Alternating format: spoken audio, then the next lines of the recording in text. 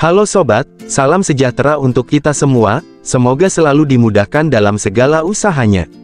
Oke sobat, balik lagi di channel KPR TV, channel yang membahas berbagai info seputar peternakan.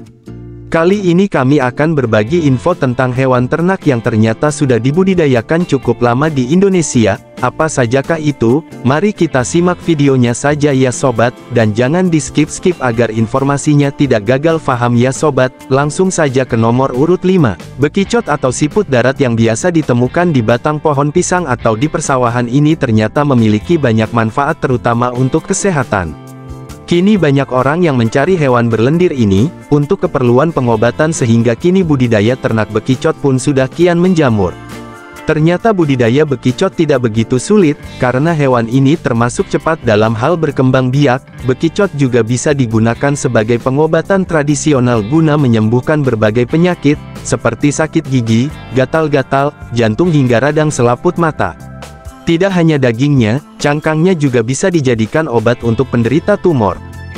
Daging bekicot sendiri aman untuk dikonsumsi asalkan dimasak dengan cara yang benar. Bahkan lendir bekicot sendiri ternyata mengandung asam amino dan kolagen, yang bisa berfungsi untuk memperlambat penuaan dan mempercantik kulit. Namun, terlebih dahulu daging bekicot harus dihilangkan lendirnya sebersih mungkin, lalu bisa digoreng atau dimasak gulai. Rasa dagingnya kurang lebih serupa dengan ampela ayam. Saat ini bekicot juga diekspor ke luar negeri terutama ke Jepang dan beberapa negara Eropa seperti Perancis. Bahkan permintaan dari negara-negara tersebut juga semakin meningkat. Hal inilah yang menjadikan peluang bisnis yang sangat menjanjikan karena pasokan masih sangat terbatas sedangkan permintaan pasar ekspor kian meningkat.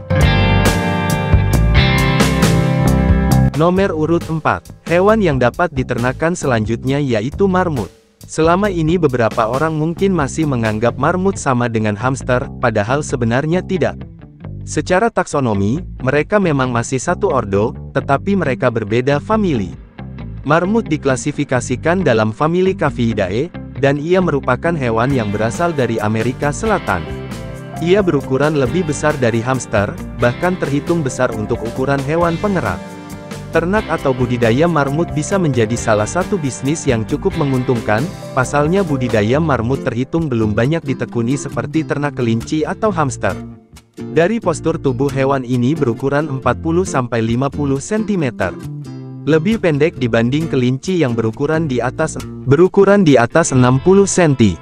Ciri lain yang membedakan marmut dan kelinci adalah bobotnya berkisar 60-90 gram, sedangkan kelinci di atas 1 kg lebih ringan. Selain itu, telinga marmut lebih pendek dibanding kelinci. Peternak mengembangbiakkan marmut rata-rata untuk dijual. Jenis yang dijual mulai dari anakan usia 1 bulan sampai indukan berumur 4-5 bulan. Marmut paling banyak dibeli untuk dijadikan hewan peliharaan di rumah. Anakan marmut dijual Rp50.000 sampai Rp75.000 per ekor, tergantung jenis dan usia. Khusus jenis marmut Anggora, anakan ditawarkan Rp80.000 sampai Rp100.000 per ekor kepada pembeli. Sedangkan indukan usia 4-5 bulan harganya Rp150.000 per ekor. Hewan pengerat ini tidak hanya dipelihara sebagai hewan hias saja, namun daging marmut juga akan kaya khasiatnya. Menurut kepercayaan masyarakat, daging marmut dapat menyembuhkan penyakit asma, kemandulan, penyakit liver, penyakit luka bakar dan patah tulang. Wah, banyak sekali ya manfaatnya. Nomor urut 3. Hewan yang ternyata sering diternakan selanjutnya yaitu kelinci. Ternak kelinci menjadi salah satu opsi ide usaha di bidang peternakan. Kelinci adalah hewan mamalia dari famili Leporidae. Kelinci berkembang biak dengan cara beranak yang disebut vivipar. Di antara berbagai komoditas ternak yang tersedia, kelinci mempunyai keunggulan dalam mewujudkan suatu agribisnis. Kelinci memiliki kemampuan untuk tumbuh dan berkembang biak dengan cepat, dengan sekali melahirkan bisa 6-8 anakan. Budidaya kelinci ini sangat fleksibel, baik melalui pola usaha skala rumah tangga maupun skala industri. Ternak kelinci memiliki prospek menarik, di antaranya 1. Permintaan daging kelinci meningkat seiring banyaknya ragam kuliner yang bisa menjadi peluang bagi para peternak kelinci. 2. Pengembangan potensi bisnis kelinci anakan yang dijual kembali pada para peternak juga memiliki potensi bisnis. 3. Kelinci termasuk hewan ternak yang mudah perawatannya dan bisa dikembangkan untuk skala besar. Seperti yang telah banyak diketahui, sekarang ini kelinci tidak hanya dijadikan hewan peliharaan saja, tetapi juga dimanfaatkan dagingnya untuk dikonsumsi. Namun, daging kelinci yang biasanya dimakan bukan berasal dari kelinci hias, melainkan kelinci potong. Kelinci potong untuk usaha tidak terlalu sulit dilakukan. Tentunya dengan pengelolaan yang baik, penyediaan kandang yang nyaman, pemberian pakan yang tepat dan teratur, hingga perawatan yang baik akan membuat usaha kelinci potong jadi menguntungkan. Kamu bisa menjual anakan kelinci pedaging yang telah memasuki usia sekitar 3-4 bulan, atau ketika mencapai bobot sekitar 2-3 kg.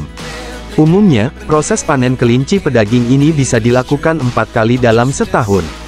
Kelinci betina dapat menghasilkan 6-8 ekor anak saat melahirkan. Harga jual kelinci potong umumnya untuk satu ekor kelinci hidup dengan bobot 2,5-3 kg biasanya dijual dengan harga Rp250.000-300.000 per ekornya. Dan banyak juga dari masyarakat yang mencari, untuk dibudidayakan kembali. Wah, sangat fantastis kan harganya sobat. Nomor urut 2. Hewan yang ternyata sering diternakan selanjutnya yaitu kalkun.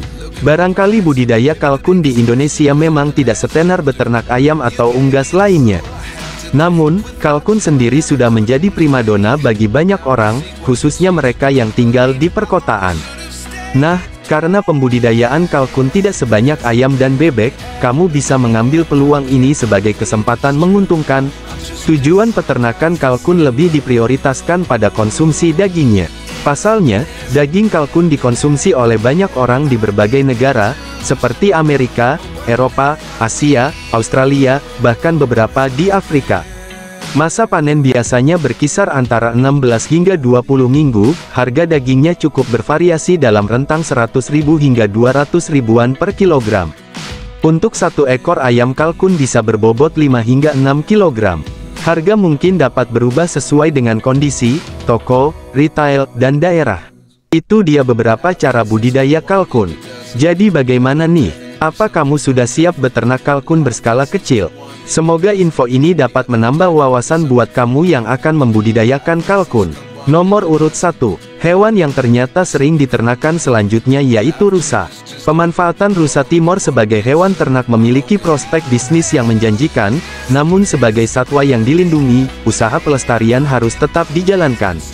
Pemanfaatan rusa sebagai salah satu sumber protein di Indonesia bukanlah merupakan suatu hal yang baru bagi masyarakat, namun rusa sendiri merupakan satwa buruan yang dilakukan secara ilegal.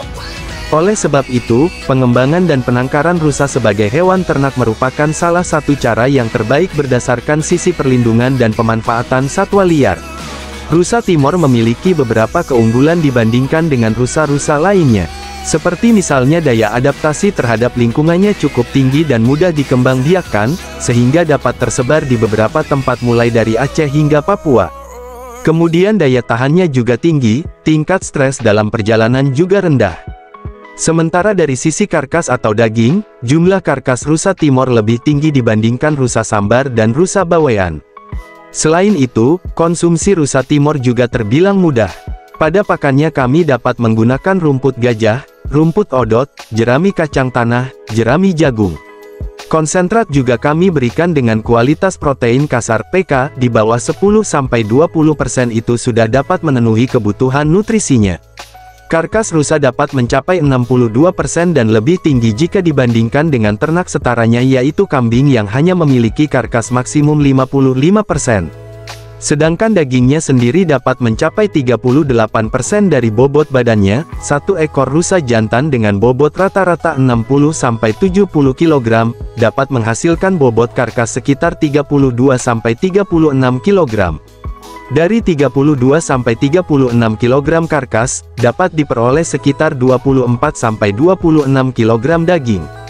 Artinya rusa Timor sebagai produsen daging, dari sisi kuantitas sudah jelas jauh lebih baik daripada kambing. Daging rusa memiliki kualitas protein yang jauh lebih tinggi dibandingkan dengan daging sapi. Jika daging sapi memiliki protein dengan rank 18-21%, maka riset mengatakan daging rusa memiliki protein sebesar 22-24% untuk umur 2-4 tahun. Di sisi lain, lemaknya rendah. Daging sapi bisa sampai 5-6%, sedangkan rusa hanya sekitar 2-3%.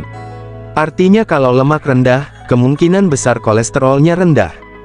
Harga daging rusa dan kijang di pasar tradisional Muara Tewe, Kabupaten Barito Utara, Kalimantan Tengah, dilaporkan 1 kg daging rusa mencapai Rp90.000, dan untuk harga rusa hidup berkisar 6 juta sampai 7 juta rupiah dengan bobot 60 sampai 70 kg per ekor. Nah, bagaimana sobat, apakah Anda tertarik budidaya rusa? Semoga info ini dapat membantu sobat komunitas peternak rakyat.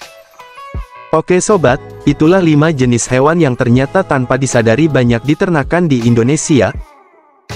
Oke, sudah dulu ya sobat, jangan lupa terus dukung channel ini dengan cara like, komen dan subscribe channel KPR TV. Jika info ini bermanfaat, bagikan saja ke kawan-kawannya yang masih bingung mau usaha ternak apa gitu. Oke, salam peternak sukses.